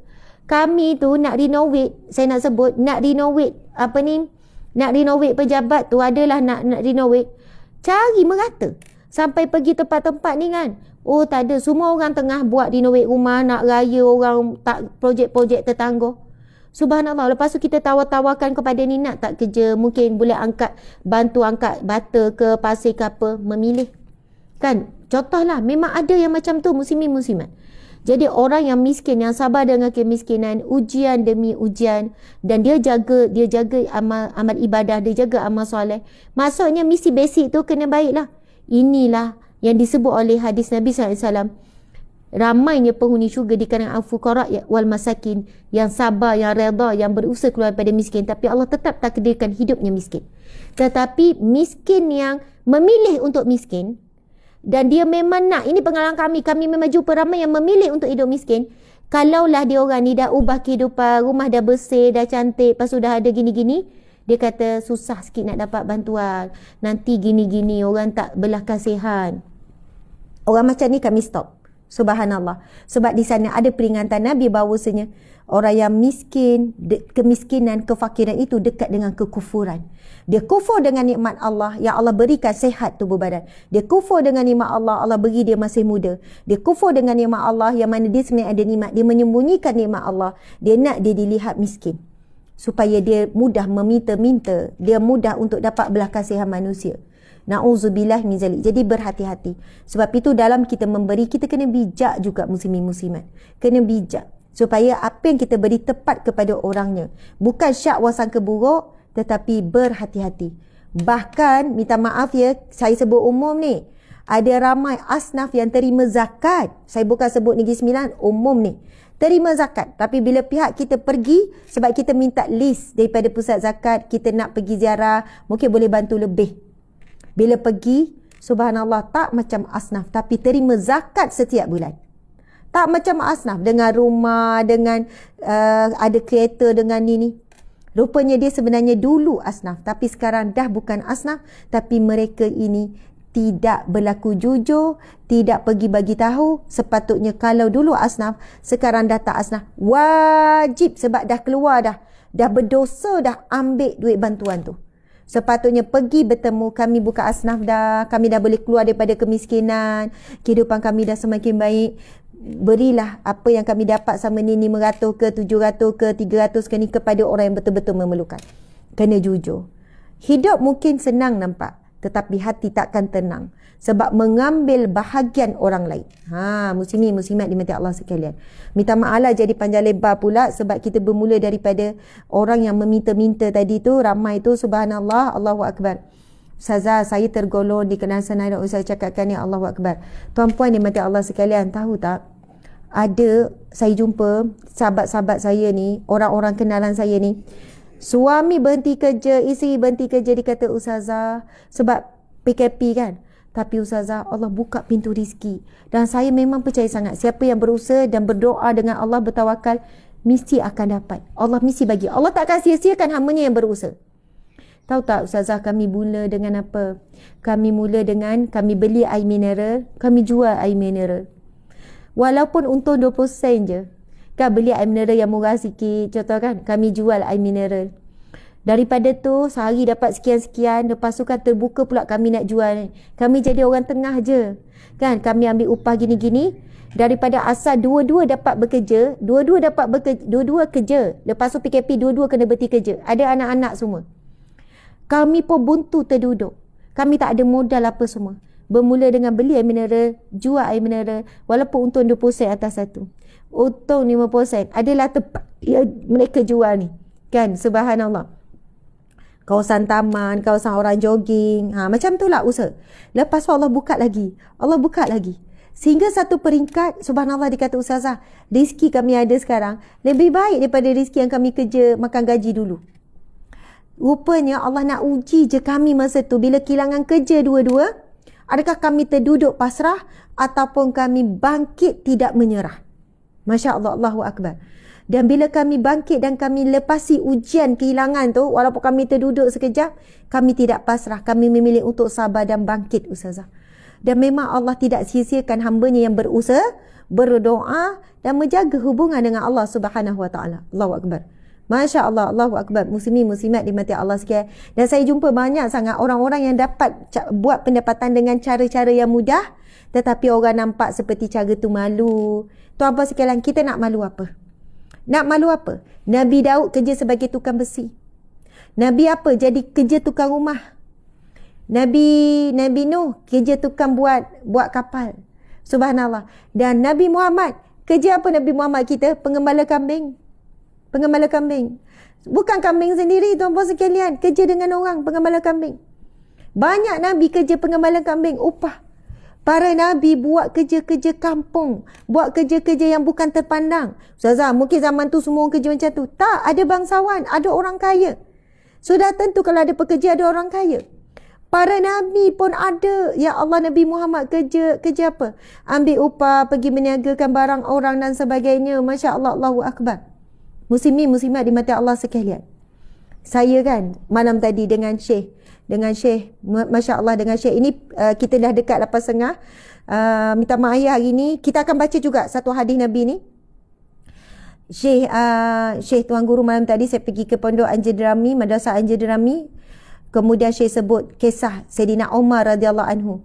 Sayyidina Umar ni, muslimin muslimat, ketika muda dia orang kaya. Tapi setelah dia masuk Islam, separuh harta dia infak di jalan Allah. Ketika dia jadi khalifah, dia lagi banyak infak. Masa Khalifah Sayyidina Umar jadi khalifah, kan Khalifah Sayyidina Umar ni dia sangat aktif, dia sangat laju, dia sangat cekap, sampai menguasai dunia ni separuh ke lebih. Sampai sana, sampai sini, menjadi khalifah yang sangat besar kepada banyak buah negara Islam. Minta maaf, fakta ni saya tak ingat. Tetapi penyebaran Islam ketika itu sangat meluas. Dan kekayaan yang diperolehi, maksudnya apa yang orang bagi hadiah kepada Sayyidina Umar tu sangat banyak. Bukannya sikit-sikit ya, bagi dinar emas, nilainya juta, RM juta kalau hari ini. Nilainya ratus ribu. Tetapi Khalifah Sayyidina Umar ni, subhanallah, infak, sedekah. Tak dilarang pun kalau Khalifah Sayyidina Umar nak terima hadiah, nama pun hadiah. Bukan rasuah ya. Hadiah ufti lain pula, cukai lain pula, muslimin muslimat dimati Allah sekalian. Setelah kewafatan Sayyidina Umar radhiyallahu anhu, Masya Allah, setahun kemudian, setahun selepas kewafatan Sayyidina Umar muncul dalam mimpi seorang sahabat Nabi. Mimpi. Ini biasa ya, kisah mimpi-mimpi, sahabat mimpikan sahabat yang telah wafat dan sebagainya. Dalam mimpi tersebut, Sayyidina Umar sahabat ni bertanya, "Kemana selama ini kamu menghilang setahun?" Maksudnya soalannya, setahun tak pernah muncul dalam mimpiku. Kenapa? Macam itulah ibaratnya kan. Kemudian dijawab oleh Sayyidina Umar. Kan Sayyidina Umar menjawab, "Sesungguhnya sepanjang 1 tahun ini aku dihisap tak berhenti." Masuk dalam kubur tu dihisap tanpa henti. Kan sepanjang apa yang aku lakukan. Dan ketika Sayyidina Umar meninggal dunia, subhanallah, Sayyidina Osman kata, "Ya Allah, beratnya." Sebab apa? Masa Abu Bakar meninggal, Sayyidina Umar kata, Abu Bakar telah meninggalkan beban yang sangat berat. Kenapa? Ketika Abu Bakar meninggal, tidak ada harta apa-apa Sayyidina Abu Bakar tinggalkan. Baju besi, lepas tu saya tak ingat. Ketika Sayyidina Umar meninggal juga, tidak ada apa-apa harta. Jadi pemimpin yang terima selepas tu, mereka rasa semakin berat. Sebab apa? Bukan hanya menyambung khalifah, tapi menyambung bagaimana akhlak khalifah yang menguasai bukan semata-mata negara sendiri, tetapi banyak negara Islam yang lain. Beban kezuhudan hidup mereka. Dan ketika Khalifah Umar meninggal pun dalam keadaan memakai pakaian yang bertampal. Saya terus fikir malam tadi, ya Allah, kalau Sayyidina Umar yang memilih hidup zuhud, banyak yang bersedekah, meninggal dalam keadaan memakai pakaian bertampal, pun dihisap lama di dalam alam barzah, kita macam mana tuan-puan sekalian? Berapa banyak tudung yang kita tak pakai? Berapa banyak baju yang kita tak pakai? Berapa banyak tapua yang kita tak guna? Berapa banyak periuk yang kita tak guna? Berapa banyak harta yang Allah berikan kepada kita, kita sia-siakan dan kita bazirkan. Muslimin muslimat. Tak tahu berapa lama. Muslimin muslimat, orang baik ke, orang saleh ke, orang yang jahat ke, masuk alam kubur memang akan dihisap. Kan akan ditanya, 5 soalan ditanya. Akan umurmu, apa yang kamu lakukan? Akan hartamu, daripada mana kamu dapat? Bagaimana kamu belanjakan? Akan usia mudamu. Kemudian akan apa lagi? 5 soalan tu akan ditanya, tidak akan beranjak. Kita akan ditanya 5 soalan. Subhanallah, tentang apa lagi ya? Subhanallah. Muslimin muslimat,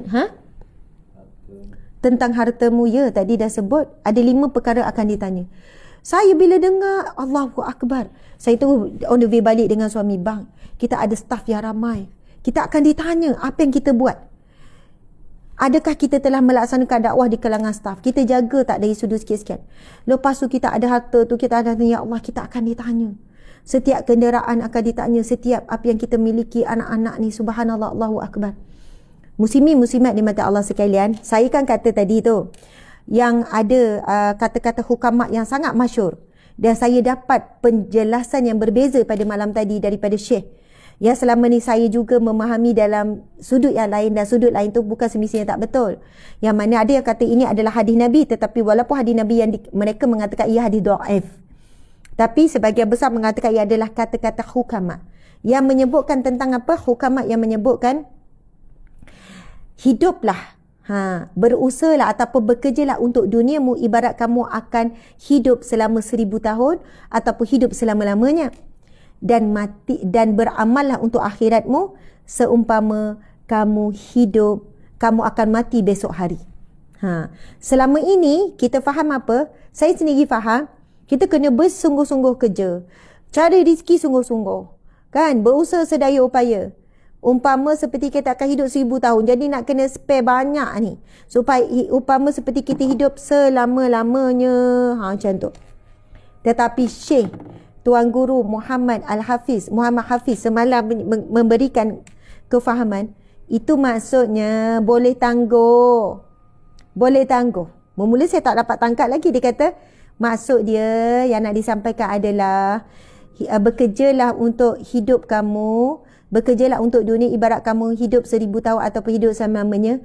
Maksudnya boleh tangguh.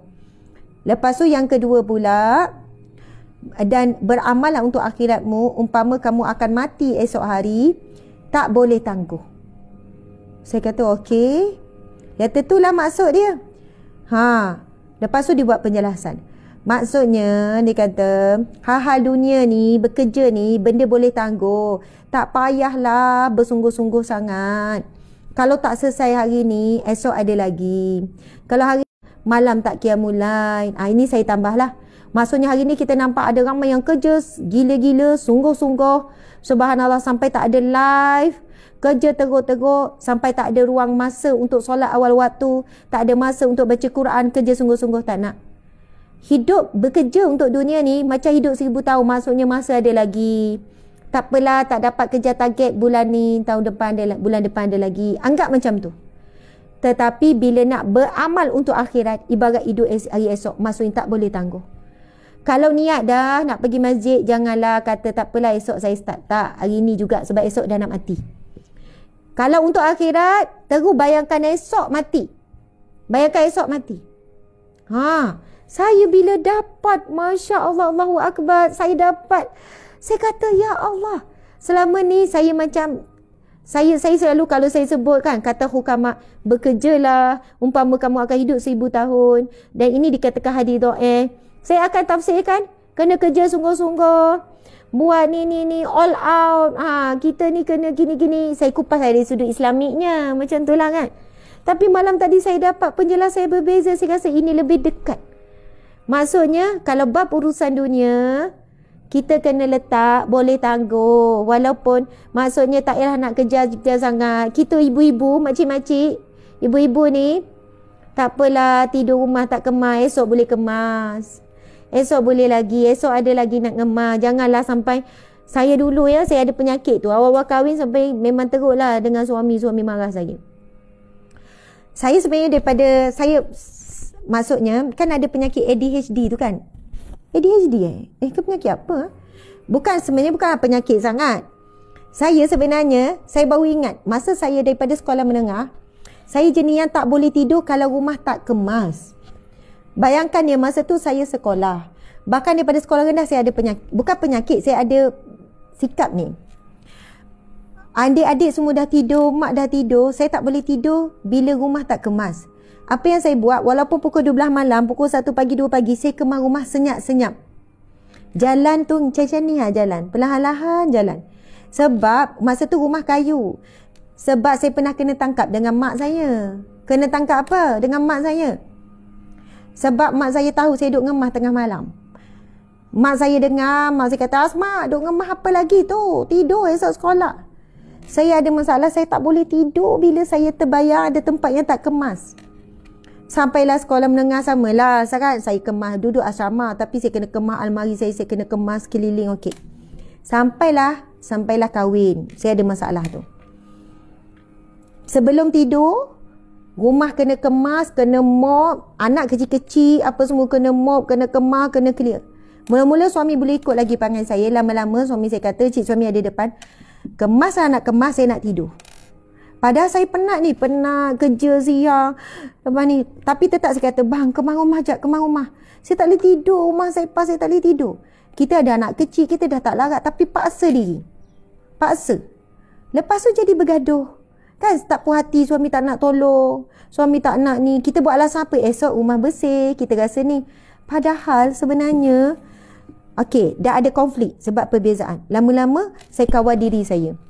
Saya kata okey, it's okay, esok ada lagi. Kemah esok lah, it's okay. Sebab saya nampak konflik tu dah semakin, maksudnya saya perlu, bukan saya kena suami saya ubah jadi macam saya kena ubah, it's okay.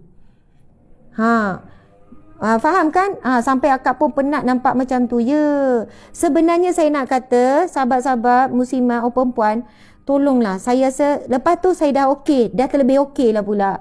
Sepah macam mana tengok aja. Okey, penat tidur. Terlebih okey. Maksudnya saya baca, saya belajar.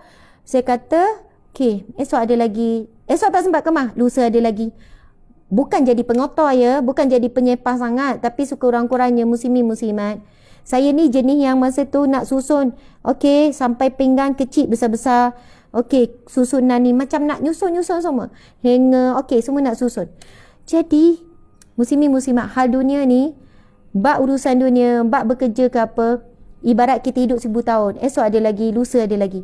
Tapi yang tak boleh tangguh adalah bab akhirat. Yang tu tak boleh tangguh.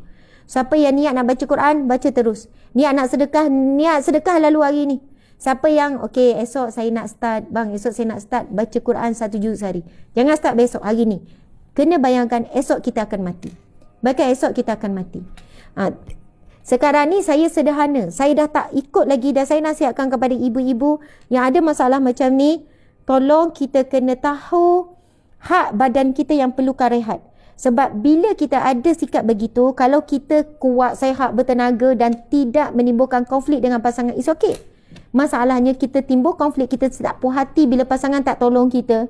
Kita sampai dah penat, kita tak ada tenaga dah untuk ibadah. Perasan tak? Bila tidur dengan penat, dengan berdengkur tu sebab oksigen tak cukup, terlalu penat. Lepas tu tak bangun qiyamul sebab terlalu penat. Hidup kita sebenarnya untuk apa? Hidup kita untuk akhirat. Yang dikejar untuk akhirat.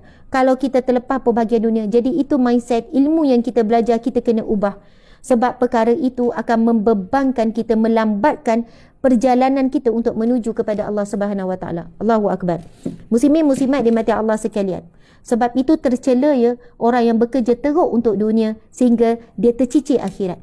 Sebab itu orang yang mengejar akhirat, dia akan cari rezeki. Dia tahu limit dia. Dia tahu tak akan lebih sekian-sekian. Kalau cari rezeki sampai dia tak bangun malam, dia jadikan itu ukuran. Cari rezeki dia tak berkat. Kalau berkat, takkanlah sampai dia tak boleh qiyamul lail. Takkan dia tak boleh nak bangun awal sikit 5.30, kurang-kurang setengah jam. Bolehlah dia tahajud, bolehlah zikir sikit, bolehlah tunggu subuh. Tapi kalau disebabkan kerja dia tak boleh bangun, lalu dia mula rasa, tak berkat kot cara aku cari rezeki ni. Tak berkat kot. Bahkan dia cuba tidur awal apa semua. Urusan kerja, urusan harian dia tidak akan membuatkan terkurangnya dia beramal untuk akhirat. Subhanallah, kerja-kerja makin maju tapi Al-Quran tak sempat baca. Berhati-hati. Kerja-kerja semakin baik, apa semakin pulih, kehidupan semakin boleh. Tetapi dulu boleh selawat 1000 kali. Sekarang nak dapat 1 kali pun tak boleh. Kurang-kurangnya 500 kali, kurang-kurangnya 100 kali. Itulah antara penilaian kita bahawa kita dah tercicir akhirat. Muslimin muslimat. Dan siapa yang sebenarnya masih jaga akhirat, jaga amal soleh, jaga amal ibadah, kita akan sampai tahap dunia yang mengejar, dunia yang mengikuti. Allah akan jaga bahagian. Ifazillah yafazka. Kamu jaga Allah, jaga hubungan dengan Allah, jaga amal ibadah, jaga amal soleh, jaga larangan Allah tinggalkan, jaga perintah Allah diamalkan. Allah akan jaga. Allah tak akan sia-siakan. Wa iza sta'anta fasta'in billah. Kalau kamu perlu pertolongan, minta tolong saja dengan Allah. Kalau kamu perlukan sesuatu, minta dengan Allah. Jadi muslimin muslimat, hari ni saya nak baca juga hadis, salah satu hadis daripada kitab Riyadhus Shalihin kita, hadis yang pendek saja, dan kita akan tutup sebab besok kita akan masuk hadis yang panjang. Hadis yang panjang, cerita daripada hadis Nabi yang sahih. Cerita yang sangat menarik. Jadi hari ni saya nak baca satu hadis yang pendek daripada kitab Riyadhus Shalihin kita. Ia merupakan hadis yang ke-64 dan hadis ke-64 dalam kitab Riyadhus Shalihin. Hadis yang kelima dalam bab apa ni? Ini ya muslimin muslimat Hidayatus Riyadhus Shalihin. dalam hadis yang kelima dalam bab muraqabah. Bismillahirrahmanirrahim. Sabda Nabi SAW. Sama sikit kitab pengajian walaupun hujung, kira jadilah ya. Minta maaf sebab hari ni Allah izinkan kita bicarakan perkara yang lain.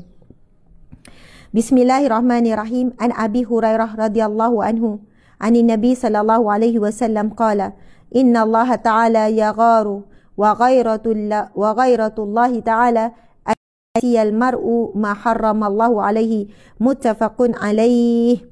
Yang bermaksud daripada Abu Hurairah radhiyallahu anhu meriwayatkan dari Nabi sallallahu alaihi wasallam. Nabi sallallahu alaihi wasallam bersabda, sesungguhnya Allah itu cemburu. Allah itu cemburu, muslimin muslimat.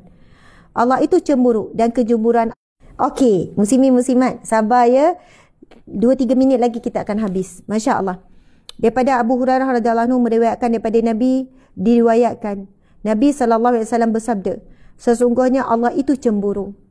Dan kecemburuan Allah itu ialah apabila seseorang manusia mendatangi hal-hal yang diharamkan oleh Allah ke atasnya. Masya Allah, hadis Nabi ini sangatlah mendalam. Nabi sebut Allah Subhanahu Wa Taala itu cemburu. Allah Subhanahu Wa Taala itu cemburu kepada hamba-hambanya apabila hamba-hambanya mendatangi perbuatan yang diharamkan oleh Allah. Subhanallah, Allahu Akbar, muslimin muslimat. Apabila seorang hamba mendatangi perkara yang diharamkan, maksudnya dia akan dekat dengan neraka. Tetapi apabila hambanya dekat dengan apa yang Allah perintah, amal-amal baik, maka hambanya itu akan mendekat dengan syurga, dekat juga dengan Allah. Seseorang hamba bila buat perkara haram, dia menjauhi daripada Allah. Allah cemburu. Allah cemburu. Allah tak mahu hamba-hambanya ini jauh daripadanya. Allah tak mahu. Macam kita lah, saya sendiri cemburu. Kan kalau, entahlah, mungkin saya wanita yang kuat cemburu kot. Masya Allah. Kalau suami saya kan, mesra-mesra, padahal dengan orang lelaki juga kan, saya akan kata, amboi, dengan kekawan kau main lagi ya, ceria, gembira ya. Oh, dengan saya tak macam tu. Padahal suami saya dengan saya pun okey. Masya Allah, Alhamdulillah. Ujian ada dalam hubungan suami isteri. Tapi nak katanya, bukan dia tak mesra dengan kita, mesra. Tapi cemburu tu kan, amboi, kau main lagi ya. Contohlah dengan staff kan. Amboi, kau main lagi dengan staff. Kita nampak dia macam tu. Subhanallah, Allahu Akbar. Dengan anak pun saya ada rasa cemburu kan. Bila anak kita macam puji-puji ustazah dia. Amboi, suka sangat lah ya ustazah. Anak kita yang kecil tu manja dengan pengasuh. Kan, sayang pengasuh, peluk pengasuh. Dan pernah tak nak ikut kita kan. Oh, saya kata, tak boleh jadi ni, kena buat sesuatu ni. Bila saya tengok anak kecil tu, nak dengan pengasuh lagi, saya pengasuh lagi, saya akan ambil masa yang agak lebih sikit bagi tumpuan. Sampai dia tu lebih kepada kita balik. Dan hadis Nabi yang sahih yang kita bacakan tadi, Allah cemburu kepada hambanya apabila hambanya mendekati perbuatan-perbuatan maksiat. Sebab bila hambanya melakukan maksiat, maka makin jauh dengan Allah. Maka Allah cemburu, Nabi kata. Allah tidak suka dan Allah tak nak hambanya jauh. Allahu Akbar. Nak katanya, apa yang disebutkan dalam hadis Nabi ini sangat lembut, sangat halus untuk memujuk kita. Ia merupakan hadis sahih riwayat Bukhari dan Muslim. Nabi kata, sesungguhnya Allah itu cemburu dan kecemburuan Allah itu adalah apabila seorang hamba ataupun seorang manusia mendatangi hal-hal yang diharamkan oleh Allah Subhanahu Wa Taala. Allahu Akbar, betapa Allah sayangnya pada kita. Allah cintanya kepada kita sehingga Allah cemburu. Sebab Ustazah, ada tak ayat yang boleh dibaca untuk cepat settle hutang? Boleh, ada. Saya akan tuliskan ayat tu dan kita akan kongsikan besok. Ini diajarkan oleh Nabi sendiri. Sahabat Nabi ini dibebani dengan bebanan hutang. Nabi ajarkan satu doa sehingga akhirnya saya akan kongsi 2 doa yang berkaitan dengan hutang pada pagi besok. Dan saya juga melalui proses pelepasan hutang, daripada hutang yang sangat banyak kepada pelepasan hutang dengan keadaan yang tak disangka-sangka. Jadi siapa pun boleh melalui pengalaman tersebut. Muslimin muslimat dimati Allah sekalian, sebagai penutup, saya nak mengajak muslimin muslimat untuk memiliki dengan namamu aku bangkit. Satu planner yang istimewa, SOC by Ustazah Asma Harun. Ramai yang dapat gaji hari ini. Jadikanlah planner ini adalah planner yang istimewa, yang menjadi hadiah kepada diri sendiri dan hadiah juga kepada orang yang tercinta, orang tersayang. Ada yang beli 10, saya tanya untuk apa beli, hadiah untuk kawan-kawan. Ada yang beli 5. Makcik, kenapa beli banyak? Saya hadiah untuk setiap anak saya. Saya tak pandai Ustazah, tapi mudah-mudahan planner ini membantu. Rupanya mereka ini bijak. Bijak kenapa dia kata Ustazah, antara yang saya mula-mula saya beli untuk diri saya. Tapi yang paling istimewa planner Ustazah ni, dia kata sebab adanya bab amal soleh ni. Dan ada hamba Allah tu datang, dia kata Ustazah, baru je 2 hari lepas, masa hari Sabtu tu kan, 3 hari lepas hari Sabtu ke 3 hari lepas. Dia kata tahun lepas kita dah buat planner. Dia kata Alhamdulillah, daripada planner yang Ustazah buat ni, ia sangat membantu saya istiqamah dengan amal soleh. Contoh ya, kita dah buat solat sunat tahajud, solat sunat taubat, solat sunat hajat, solat sunat fajar, solat subuh berjemaah, mak surat pagi, solat sunat duha, surah Yasin, solat sunat sebelum zuhur, solat zuhur berjemaah, gini-gini. Sampai habislah adalah Al-Mulk, surah As-Sajadah, ada surah Al-Waqi'ah, kemudian sekian-sekian. Muslimin muslimat. Lepas tu kita buat, ini adalah untuk bulan, setiap bulan ada jadual ni. 1 hari bulan sampai 31. Dia kata dia semangat untuk tanda-tanda. Dan akan dijadikan, walaupun untuk anak sekolah menengah, anak sekolah rendah, tanda je apa yang mampu. Jadi setiap anak pun ada, dia tulis nama untuk setiap anak. Dia kata memang saya dah impikan lama. Dan sebenarnya apa yang saya buat adalah impian saya juga. Saya nak monitor anak saya, kadang kita tinggal 3 hari berdasarkan buku ni. Mereka kena tulis. Saya kata jangan tipu, kalau tak buat tulis je kosong, kalau buat tanda. Tetapi saya buat, ia ada ganjaran. Siapa yang banyak sikit ada ganjaran dia, ada reward dia. Sebab apa muslimin muslimat, di belakang ini kita dah sertakan bersama. Jadi kalau pergi ke mana-mana, kita hanya boleh cukup kalau bawa planner ni saja. Kalau mungkin travel ke apa, contohnya ada surah Al-Kahfi. Nak baca setiap hari Jumaat kan, pagi sampai petang. Pagi satu, petang satu. 1 hari bulan sampailah ni, Masya Allah, lengkap. Januari sampai Disember kita nak baca setiap hari Jumaat. Jadi terus ada surah Al-Kahfi, muslimin muslimat. Kemudian seterusnya Yasin, kita nak baca setiap pagi. Jom Yasin setiap pagi. 1 hari bulan sampai 31 hari bulan. Januari sampai Disember. Tandakan saja. Dapat tak capai hari ni Januari berapa. Jadi planner ni walaupun Ustazah dah habis dah Januari, rugi. Bagi saya tak rugi, sebab sisipan di belakang ini boleh kita manfaatkan sepanjang, maksudnya bukan sepanjang tahun. Tahun-tahun depan pun kita boleh gunakan.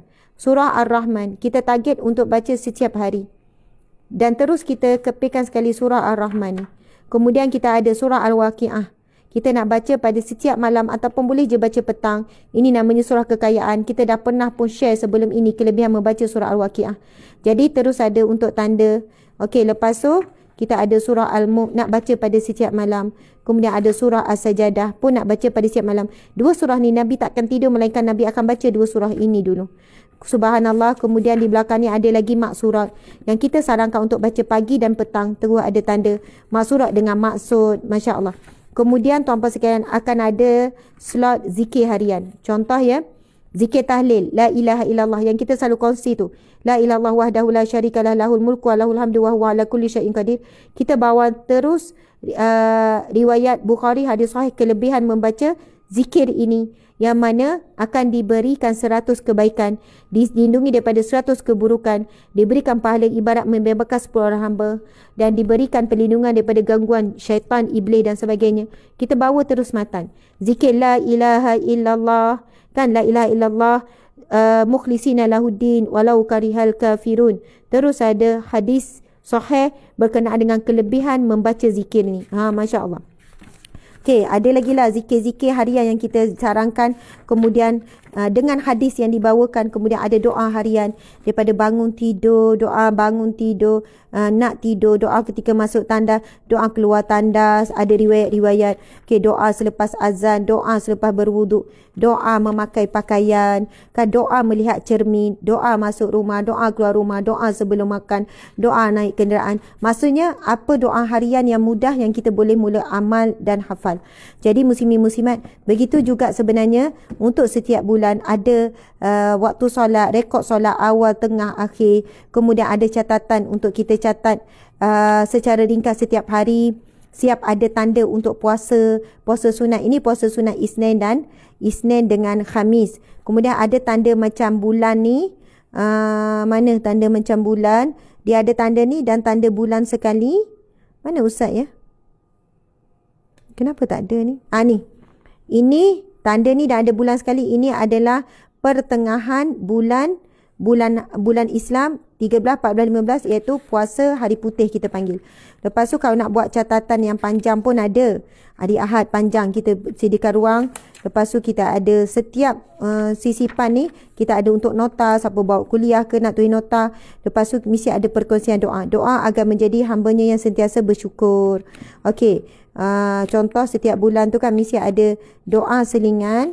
Contoh doa ni doa apa pula ya? Kita tengok sikit. Okey, doa agar keturunan menjaga solat. Macam itulah. Jadi muslimin muslimat, alhamdulillah kita tinggal lebih kurang dalam 2000 naskah saja lagi. Lepas tu kita tak akan cetak dah. 2000 naskah saja lagi. Cetakan semuanya dalam 10,000. Kita tak cetak banyak sebab kita dah keluarkan kos sendiri. Macam tahun lepas banyak yang kita macam tak balik modal sebab kita cetak banyak dan tak habis. Jadi insya-Allah berkulit tebal, eksklusif muslimin muslimat. Maksudnya kalau bawa pergi mana-mana nampak kita bawa satu inilah, sebab itu namanya dengan namamu aku bangkit, supaya insya-Allah dengan istiqamah amal soleh kita akan bangkit menjadi hamba Allah yang lebih tenang, yang lebih sabar, yang lebih kuat, yang lebih positif, hamba Allah yang akan dapat kebaikan dunia dan juga akhirat. Alhamdulillah. Okey, terima kasih kepada semua. Mohon maaf sekali lagi masa hari ni terlebih juga, lebih kurang sejam setengah. Okey, terima kasih. Kak saya perlu bertolak sebab ada ceramah 10.30 di lokasi.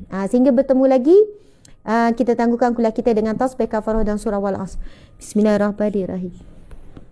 Subhanakallahumma wa bihamdika asyhadu an la ilaha illa anta astaghfiruka wa atubu ilaih.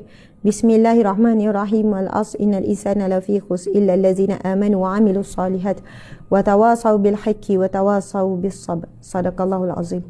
Assalamualaikum warahmatullahi wabarakatuh.